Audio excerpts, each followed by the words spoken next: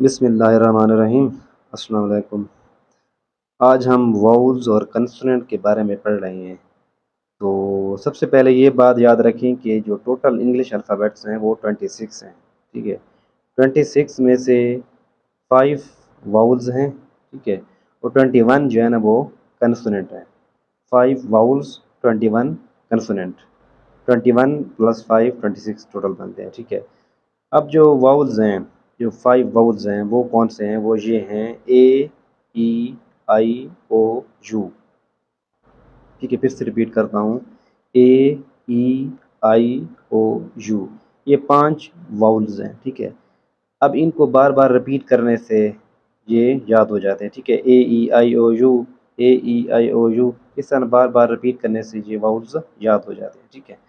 अब आते हैं कंसोनेंट्स। तो कंसोनेंट कितने हैं? ये 21 हैं। अब ये बात याद रखें कि जो 5 वाउल्स हैं उस 5 वाउल्स को छोड़कर बाकी जितने अल्फ़ाबेट्स बचते हैं वो सारे के सारे कंसोनेंट हैं, ठीक है। अब जैसा कि इधर ए छोड़कर बी, सी, डी, ई छोड़कर एफ, जी, एच, आई छोड़ के जे, के, एल, एम, एन, ओ छोड़ के P, Q, R, S, T, U छोड़ के V, W, X, Y, Z, ठीक है। अब 5 वाउल्स हमने छोड़े हैं, उसको छोड़कर बाकी जितने बचते हैं वो सारे कंसोनेंट हैं, ठीक है। अब जो 5 वाउल्स हैं, उन 5 वाउल्स की जो साउंड हैं वो 20 साउंड है, ठीक है। जो 5 वाउल्स हमने पढ़े हैं ऊपर, ठीक है, इनके 20 साउंड निकलते हैं, ठीक है।